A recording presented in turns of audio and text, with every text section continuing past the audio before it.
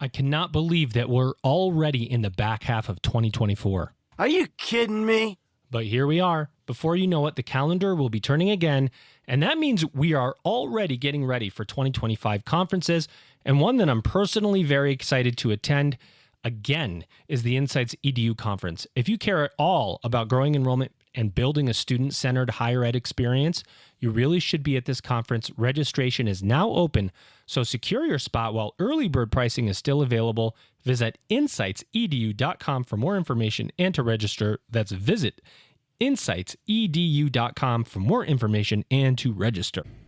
Hey everybody, this is Elvin Freitas, co-founder of the EdUp Experience, and today we are extremely excited to announce our paid subscription service. By subscribing today, you will get exclusive early access to ad-free episodes, extended episodes, bonus episodes, original content. That's right, original content, and invites to special events, all while helping to sustain EdUp.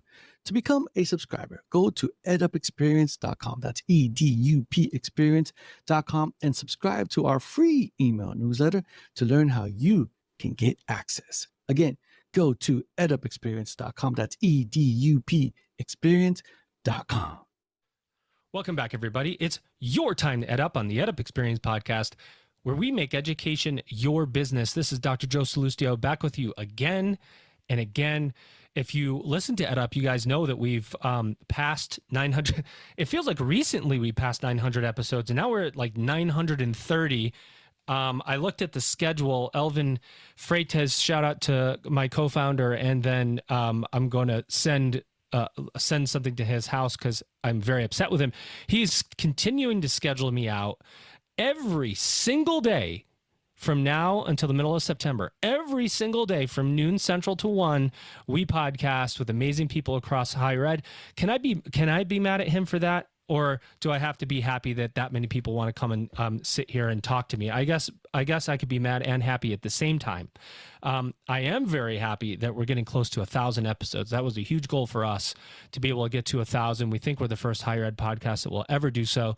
On our way to talking to college presidents, ed tech founders, CEOs, operators, people just doing incredible work across the industry. It's been an honor to be with you along this ride as we get to profile people doing amazing work for students. And we've got another amazing person with us today. And she's been ready. I had to reschedule on her a bunch of times. She's got a hard stop, so I'm going to stop with the intro stuff and get her in right now. Here she is, ladies and gentlemen. She is the COO at Udacity. She is Victoria Papalian. Victoria, welcome to the EdUp Mic. How are you? I'm doing well, Joe. Thanks for having me. I am very excited to talk with you. And so let's level set for the audience. There's probably somebody out there deep within the hallways of higher education that goes, what's Udacity? Perhaps that person exists. And so let's start from there. Talk about Udacity. What do you do and how do you do it? Sure. So Udacity is an online learning platform. We sell to individual consumers, we sell to enterprise businesses, we sell to governments. And the objective across all three of those users of Udacity is to upskill in some technical domain. And we teach everything from iOS developer nanodegree to digital marketing, all the way to software engineering and deep learning, machine learning. And we do it slightly differently than other folks in the market because we focus very much on hands-on job-ready skills. So you come to Udacity if you want to learn how to code, actually hands-on keyboard, do the thing that you want to do. And you leave Udacity with a project repository or proof that you are actually, in fact, able to do the thing that you came here and set out to do. And show that in the job market, so you have something to, a real proof point to reference. So we teach people technical skills and technical adjacent skills, and those skills are then can be applied day one on a job. So so many questions come to mind, but one of the first ones is there first of all, we know upskilling is like the biggest deal right now. Like Yeah. everybody's got to upskill. Everybody's going to have to continue to upskill. Every day AI comes out with something new and you go, oh, I got to upskill again.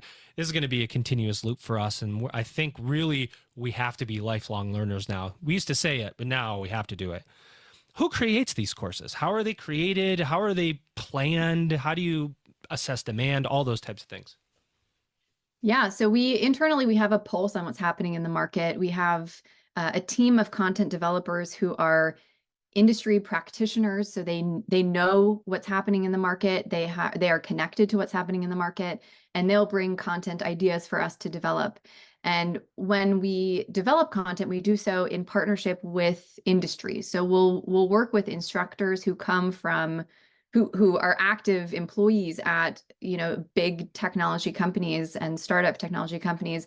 And so we ensure that what we are building aligns to what's happening day to day in these functions at companies today. And so it's industry experts, it's industry professionals who are co-creating content with us at Udacity and our internal team of content developers, which again is a mix of people who come from industry, but also people who have backgrounds as educators and really bring that sort of pedagogical lens to how we construct content. So so we have a network of hundreds and thousands of authors around the globe who we partner with to build industry relevant content on a regular basis. Amazing. I asked you that on purpose. I already knew the answer, but I asked you that on purpose because relevance is like a huge thing right now, right? Skill, if I'm going to take something, what is the relevance of that skill to me? And can I badge it? Can I stick it on my resume? Is it going to allow me to get another job or do better in the job that I already have? It's a credential. Can I stack it with 2 or 3 others and create something from it? This relevance piece is so important right now. And I know you know this, at least in what I would say is traditional higher education, or the degree, as it were. Consumers or the public is continuing to lose confidence in the traditional higher education, perhaps liberal arts, 4-year degree, high dollar, don't know what job I'm going to get when I get out. So can you talk about relevance for me a little bit and how you think about it, how you guys discuss it internally? How important is it? It's incredibly important. And to your point about the 4-year degree, I think at Udacity, we don't always believe that we necessarily replace a 4-year degree. I think there's a place for everyone to exist. And what the 4-year degree does really well is prepares you for it prepares you to be out on your own in the world. And it really, from my perspective, more than anything, teaches you how to think and how to learn. And then you can apply that anywhere. What Udacity does, interestingly, is specifically to that point on relevance, is making sure that the gap between what you learn in a typical 4-year degree, particularly a liberal arts 4-year degree, and what you need to know how to do to be effective in the workplace, to make sure that gap is sort of bridged. And because we are still sort of a startup, or we operate very much like a startup, we are able to be much more agile in how we adapt our curriculum and make sure that what we're teaching is always the most relevant. A good example of this, just recently, I think last month, actually, we launched an overhaul of our iOS developer nanodegree program. This is one of our several nanodegrees, and I can get into what a nanodegree is in a bit, but it's one of the programs that we offer. And this program, since it was launched in 2015, has been overhauled 5 times. This is the 5th major overhaul. And that just goes to show, in just a very relatively short amount of time, how drastically technology evolves. And even within iOS development. It evolved so much that we needed to basically rebuild the program 5 times. And where it's not difficult. It's much easier for us to do that than it is for a university or a larger educational institution to do that. So I think that's the unique place we have in the market, is that we're able to ensure that what we're teaching is the most relevant and it is always up to date and exactly what people need to be successful in whatever they're doing and learning that thing for. That's a fact. That's a fact. This whole point of relevance is important because what you just said. All right, so there's the audience we have here is typically higher education professionals, people who work in higher ed as administrators. We got tons of faculty. The cycle of updating curriculum within a higher ed institution can be, for a program, 2 years, 3 years. Artificial intelligence, we have this thing now that is changing technology on us daily. It's forcing us in higher education to really evaluate the relevance of our programs and how fast that you could be irrelevant, how fast you could become irrelevant. What's new? Like, what's that new thing that Udacity is doing right now that's popped up to say, you know, this is groundbreaking. It's the first of its kind of thing. A bunch of things come to mind to answer that question. We've just recently, or I guess now, not so recently, earlier this year, launched our Generative AI nanodegree program and our Generative AI for Business Leaders nanodegree program. And both cover topics in Gen AI and what the impact to individuals and to organizations looks like.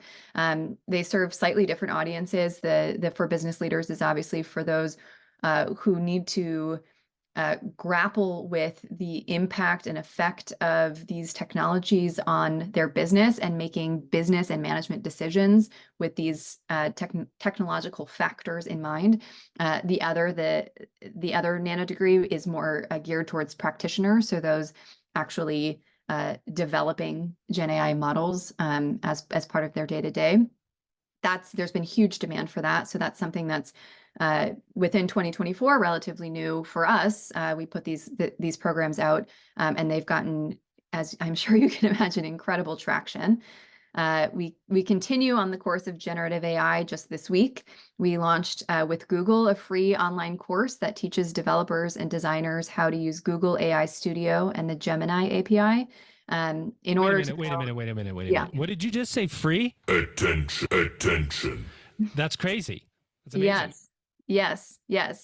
This is a unique opportunity for us to partner with Google and offer something for free to our users. So it's really exciting. And it's a topic that I know everybody is interested in. So yeah, I mean, to say the least. And you know, it's funny because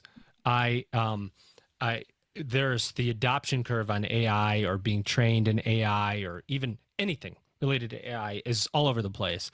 I'm experimenting with AI probably between 15 and 30 minutes of every day, just because I have these conversations with people like you that could smash me into bits with your knowledge. I'm like, I got to stay up to date. My wife, I'm like, hey, why don't you just ask AI? She's like, where do I do that? And so, you know, there's a big adoption curve. We're all going to need to know something, right? Because about AI, I don't want to say it's taking over, but it's becoming a massive complement to our life. Artificial intelligence. What do you want to say about AI in general and our ability to stay up to date? Yeah, I think you're totally right. It is something that's affecting everybody, no matter what role you play in an organization or even outside. It's affecting our daily lives, and so to stay involved in just the conversation and to know what's going on is absolutely critical. I think that companies like Udacity and podcasts like yours actually are a really good way to just stay in the loop and have especially this podcast, to just keep in the conversation and just know the language around the space and know what's changing and any news that's happening. I think that's really all you need at a base level. And then if you want to engage from there deeper into a certain topic or a certain technology, then by all means. But I think just staying in the conversation and just hearing the language every day is really important. And at Udacity, actually, we have we have what we call discovery and fluency content. It's an hour to 5 hours long. It's not hands-on. It's more to become literate or conversant or fluent in these emerging technologies, so that you can sit in a conversation much like this one and speak intelligently about these technologies without really having to have used them in any meaningful way yourself. So I know that I'm sure there are other ways, but Udacity is obviously the first one that comes to mind, where you can kind of get those little snapshots of information on emerging technologies. Now, so something else, some other significant things have happened, including an acquisition, as it were. Udacity has been a startup. It's been a company that's been running for, I don't know how many years, and a large, I would say major organization completed its acquisition of Udacity, which to me says, wow, viability of this model, all of a sudden probably resource investment, scalability. If you didn't know, who's the company that who came and acquired Udacity? Yeah, we were acquired by Accenture in May. That's amazing. Congratulations to all of those that right. You build a company, and an acquisition is a huge moment of viability, of validation, of all these things. What has it been like? I mean, this is not a small acquisition. It's a major acquisition. What did it mean for those at Udacity? What do you think it means for Accenture? Talk about the missions and models and all those types of things. Yeah, it's been so exciting, like genuinely exciting. Udacity has been around since 2011. We have built an incredibly strong product. We have carved out a total niche in the market, and we really, really changed people's lives. And I don't just say that as a marketing thing. Like, it is true. You talk to students and you see firsthand like the impact that we have on people's lives. So the work we're doing is incredibly important. And the partner that we ultimately chose for merger, for acquisition, was a really important decision, because we didn't want any of that to go away. Like, we didn't want to stop making this impact on people's lives. We didn't want to fundamentally change the things that make us unique and special. And I think Accenture so far has been a dream partner for us, because they know what makes us special. They took actually like a lot of time and care in the diligence process to make sure that they knew what made us special, and to make sure that whatever happened post acquisition did not disrupt those things. And they always call it our special sauce. They did not want to disrupt the special sauce, and they haven't, and I believe that they won't.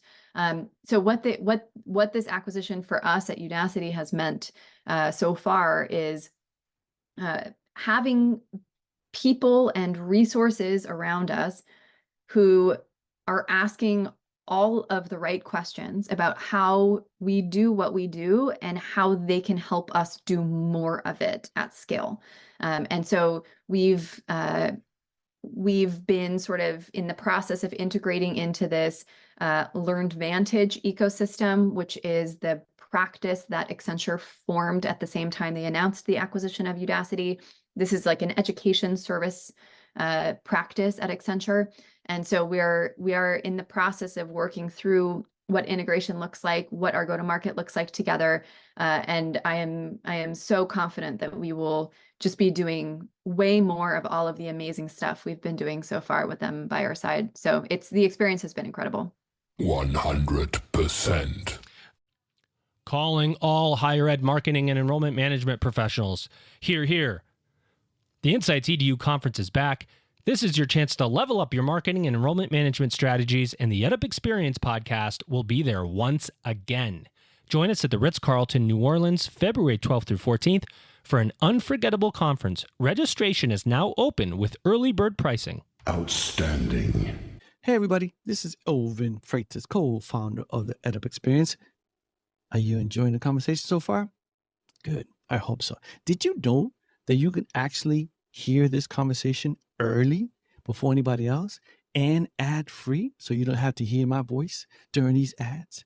And did you also know that you could get extended episodes, bonus episodes, original content? That's right, original content and invites to special events, all while helping to sustain EdUp?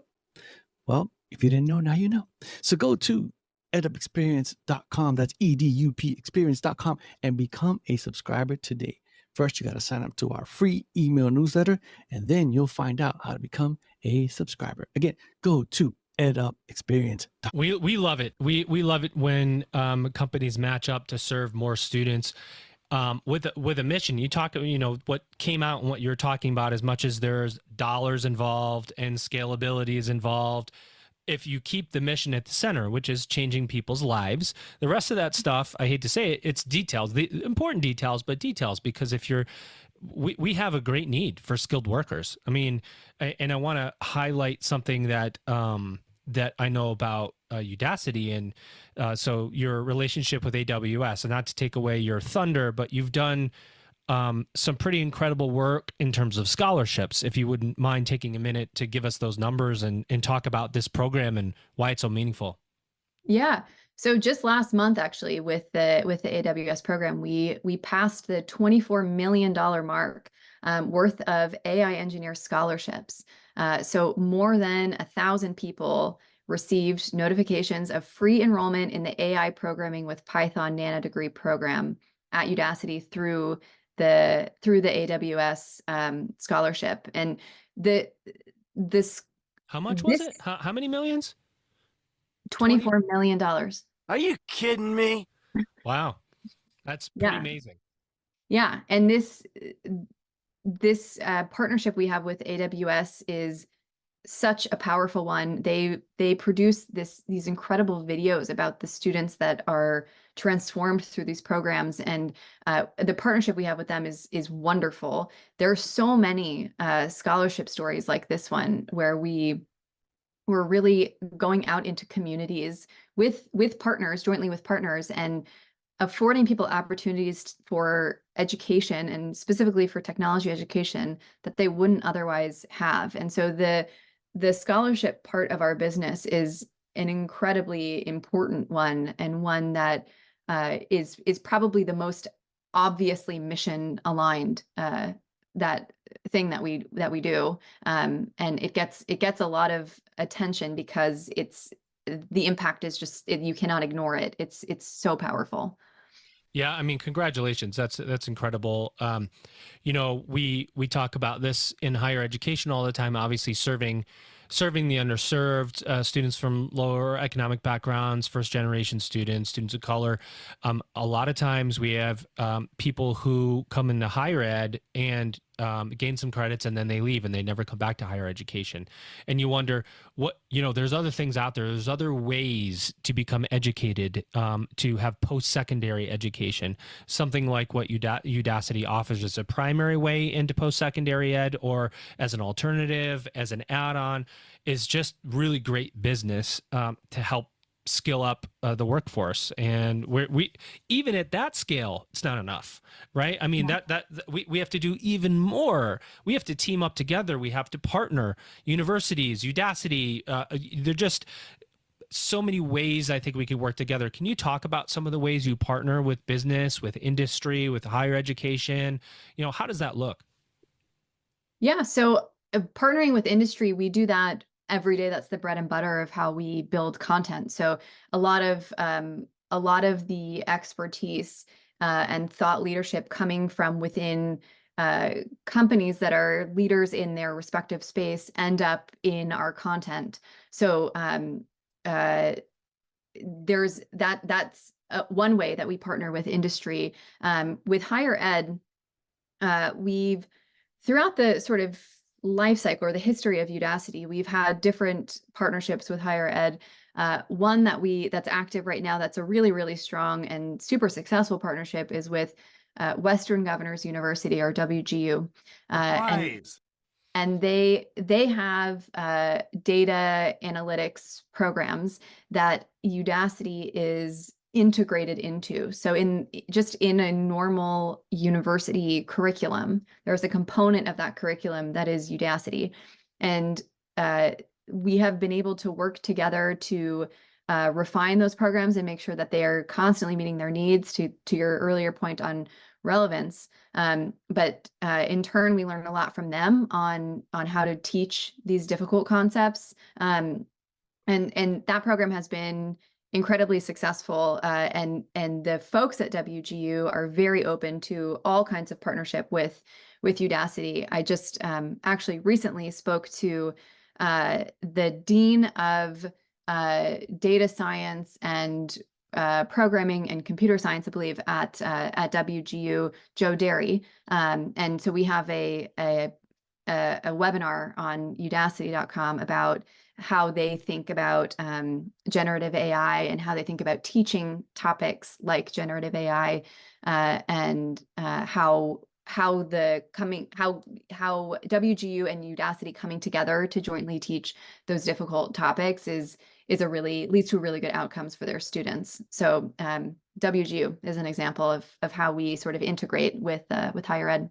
Tell them like it is. I get, this is one of those, like, when you hit your knee or you get a scrape and you get a big black and blue mark and it hurts every time you press on it. This is one of those moments for me when we talk about embeddedness, credential embeddedness in degrees, because as an industry, and I have worked for a school which will remain nameless, where I talked about embedded certificates, certificates from Udacity, and say, let's put this into the curriculum and you would get this kind of stuff. I don't think so. Right. Because higher ed is traditional, because a lot of us, and I have to group myself in it because I worked in higher ed for a long time. Now I'm an ed tech, if you could believe it.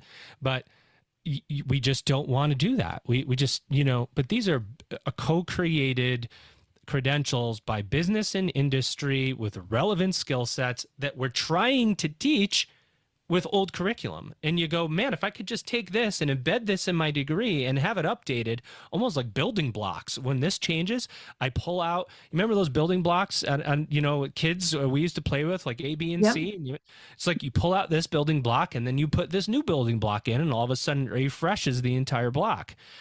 We just don't think that way in higher ed. We're so tied up in ourselves, I think, in our own relevance versus looking at what's changing in the industry. Have you found that there's resistance to acceptance of these courses? Because there's got to be a student that goes, wow, can I take these Udacity courses and can I get credit for them at the school? And the school goes, hell no. WG goes, sure, and that's why they have 180,000 students. But can you talk about that a little bit? Yeah, it's something that we hear a lot from our in our consumer business. So where we sell to individual consumers, we hear a lot of feedback around credentialing and industry certifications. So to be certified, this is not as far as accreditation, that's sort of one end of the spectrum, but this is and maybe the other end of the spectrum is just a certificate of completion. Right. Somewhere in the middle is these like industry certifications. So you're certified in Google Cloud development or something very specific. That's something we get a lot of questions and a lot of feedback around is can we get more industry certifications? And then we also get some feedback around accreditation. Can I take these courses and will they count towards something? It's something that we've tossed around a bunch. We haven't yet fully landed on where we want to go with going all the way to accreditation. Partly because our setup, if using still WGU as an example, like our setup with them works really, really well. Yeah, Like you don't have to go through all the hoops. We don't have, right, exactly. We don't have to be accredited. They are accredited and they integrate our content into their programs, and that's fine. That works perfectly for them and for us. And so we continue to noodle on it. It's one of those things that comes up every year as we think about strategy. But if we could get more partners and more partners like WGU, more academic institutions to be open to partnering in that kind of way, it becomes a no-brainer that there's no need for us to do something like that. We could just sort of integrate into the formal higher ed Yeah. space. Yeah, it's a phenomenon that is continuing to reveal itself on how resistant higher ed proper is to looking at to alternative credentials embedded within curriculum. There are a bunch that are doing it, like embedded credentials, working with companies. But that's part of our sustainability model, and why there are some higher ed institutions that close or are getting in trouble because they can't do those things. They can't bring themselves past their own committees to do this kind of stuff. And boy, you don't want to get wrapped up in a higher ed committee. Let me tell you something. It'll drive you nuts. You said you still operate like a startup. Yeah. Is that going to be true with an acquisition like this? Was that discussed? Like, hey guys, Accenture, we still need to operate as in this bubble. Don't integrate us totally into all, because they're a big company, probably have some bureaucracies. All big companies do. How do you stay in the startup mode? Yeah. So going back to what I was saying about them really taking time to understand what our special sauce or secret sauce is that makes Udacity successful. I think one of the outcomes of that exercise was part of what makes us really good at what we do is how we do it, how we operate internally. And when I say that we operate as a startup, we still are. We're a relatively small company. We're about 250 employees. We have almost no hierarchy in the company. It is incredibly collaborative environment. Everybody is here for the same reasons, and that's our mission. And then other reasons are totally secondary. Everybody is working towards the same goals. Everybody is willing to do, like, you never hear, that's not my job, I'm not going to do that. Like, that's something you'll never hear at Udacity. Everybody is helps out wherever and whenever they can. And the result, I believe, of operating that way is you just get better outcomes. You have better products, you have better ideas, you have better content, you have better ways to accomplish the thing you're trying to solve, because you have so many perspectives at the table, solving the same problems and doing it from the best intentioned place, being motivated by our mission. So that's what I mean when I say we operate very much like a startup. And I think that permeates not only our internal operations, but also the culture of the company and how we just interact with one another and the things that we value as a community. And that was most definitely acknowledged and picked up on by the Accenture team that was involved in this transaction. And so far, there has been absolutely no disruption to that operating style. There has been absolute acknowledgement that we do operate that way, and it's great, and we should continue to do so. And there's been just only support from the Accenture team to help sort of bolster us wherever they can to ensure that we can continue to operate that way. Now, I'm sure that's going to be true for the next couple of years. I don't know if this is going to be true forever. At some point, we have to become part of the Accenture world fully. But for now, this has been true, and I have no doubt that that the team involved will do everything they can to try and maintain this sort of way of working and this culture as long as possible. We like that answer here at the EdUp Experience. We love startups. We love people doing great things in higher ed. I do want to come all the way back around to the second part of the first answer, where you talked about a nano degree. And I was like, I should have asked you that because you said you would talk about it. So what exactly is a nano degree? Sure. So we have a bunch of different types of content or different modalities of content for a user to engage with. At one end of the spectrum is the nano degree. That's the 4 to 6 month long learning engagement where you can go from what we call 0 to hero. You can go from no background in a technical domain to being a practitioner in that domain over the course of those 4 to 6 months. And through that nano degree experience, you get, like I said, it's hands-on learning, it's project-based learning. You are supported by a learner community. You are supported by mentors, which are Also, similar to authors or the instructors that we work with, they are people who have day jobs in industry and are connected to the industries and connected to what's happening in technology more broadly. And they work with us to support students on given programs or given nanodegrees, certain courses and certain projects within nanodegrees and courses to help unblock students when they get stuck, to help answer questions students have, to help add color to a topic that's being discussed in the course. So students will have exposure to mentors, to interact with mentors throughout their learning experience. And then that all culminates in a certificate when you complete and graduate from the nano degree. So that's one end of the spectrum of content. Then if you take one step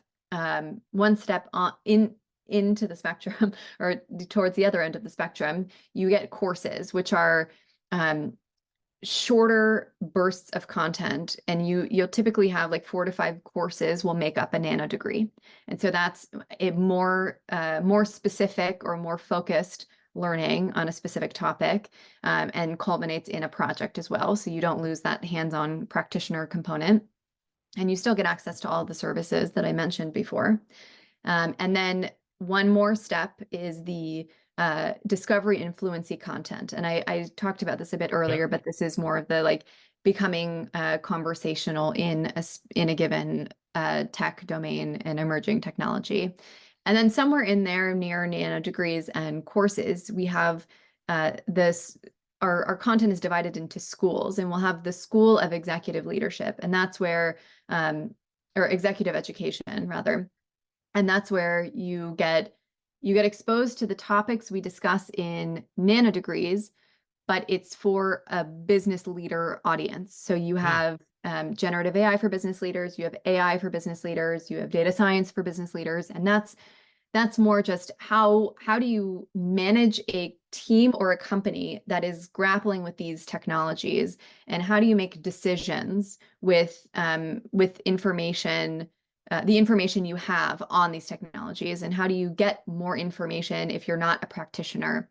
And so it's just helping business leaders, guide business leaders to make better business decisions that are influenced heavily by technologies. So that's sort of the suite of content we offer. That's our moment of we were just learned something today here on the, or at least I did here on the EdUp Experience podcast. This is, I hope to leave the listeners.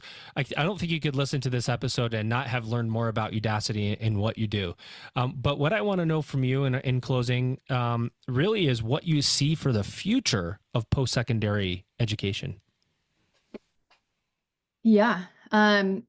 I think that there's so much potential. There's so much room to innovate in this space. And I think with the not to just be another like Gen AI is going to change everything, but I think that with the advent of generative AI, I think there is really meaningful impact to the education world. And how we're currently thinking about that at Udacity is I can remember back like 10 years ago where personalized education was just like, or personalized learning was a crazy topic, and everybody was talking about it and how are you going to do it? And now it feels like table stakes, even in a company like ours, where we have specific programs that people can take. There has to now be flexibility within those programs to adapt to a given learner's, and then insert any data point, a given learner's learning objectives, their proficiency, their intended outcome from the program, the time they're willing to spend learning every day. I mean, you can now totally tailor a learning experience to an individual user.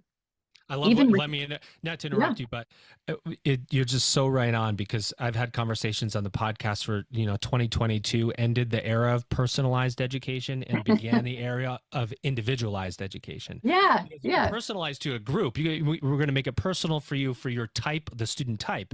But now it needs to be individually designed for every type of learner, because we're all in different spots. It's really interesting when you think about it and what the future holds.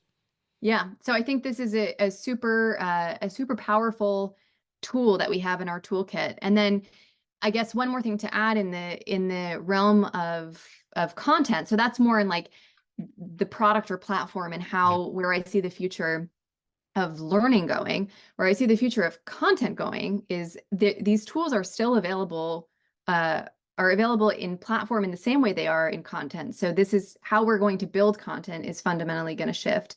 And the types of content we're building, so the topics we cover are evolving as well based on demand to be much more AI focused, much more cutting edge, much more emerging technologies. So last thing I'll say here is just actually today we launched a new course in our Discovery and Fluency content. It's a discovery course called Discovering Quantum Computing. And that course is taught by Matthew Versaggi, who holds patents in quantum computing, machine learning, cognitive technology, and he's also the head of education at the Quantum Strategy Institute. So again, if you love free courses, this one is also available for free for 30 days at Udacity.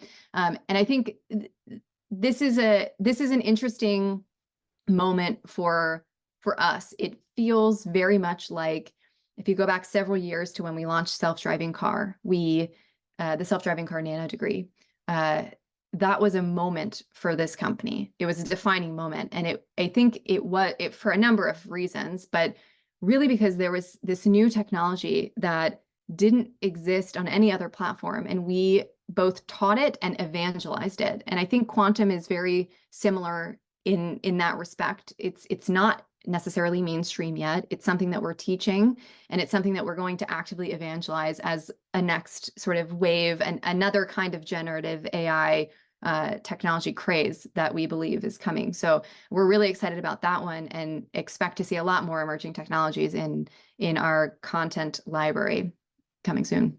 Well, there's 3 guarantees I can make to you, Victoria, and all the listeners here. 1, I am not going to take the free course on quantum computing. There's 0 chance I'm going to be able to understand a dang thing in that course, but there's probably a lot of smart people out there that will take it. 2, I am going to take the Gemini course, absolutely, as soon as I get a chance to do that. And 3, I can guarantee that our audience is going to see more and hear more from our amazing guest. Here she is. She's Victoria Papalian. She's the Chief Operating Officer at Udacity. Those are the guarantees I can make. And hopefully a 4th guarantee that I made good on is that you would have had fun on this podcast talking about education with me. Did we make good on that one, Victoria? Oh, definitely. How could it not be fun talking to you about education? Well, you'd be surprised. Sometimes it's not as fun as you would think, but we really appreciate your insights and you coming today. It's been a great time, and keep up the great work. Thank you so much. It was such a pleasure to be here. Really enjoyed the conversation. So thanks for having me. Ladies and gentlemen, you've just EdUp'd. Higher education is evolving. And if you're in marketing and enrollment management, then you need to be at the Insights EDU conference. That's a fact. That's a fact. Insights EDU 2025 is happening February 12 through 14 in New Orleans, Louisiana. This is your chance to explore the latest trends in higher education and discover new and innovative strategies to level up your program marketing and enrollment. Hear from some of the best speakers in the industry, from companies like Google, LinkedIn, Adobe, and more. Registration is now open, so secure your spot while early bird pricing is still available. Hey everybody, this is Elvin Freitas, co-founder of the EdUp Experience. Did you enjoy that conversation? I hope you did. Did you know that you can actually hear this conversation early on and ad-free? And you can also hear extended episodes, bonus episodes, original content. That's right, original content, and invites to special events, all while helping to sustain EdUp. Did you know that? Well, if you didn't know, now you know. To become a subscriber, go to edupexperience.com. That's EDUP experience.com to subscribe to our free email newsletter to learn how you can get access. Again, that's edupexperience.com. That's EDUP experience.com.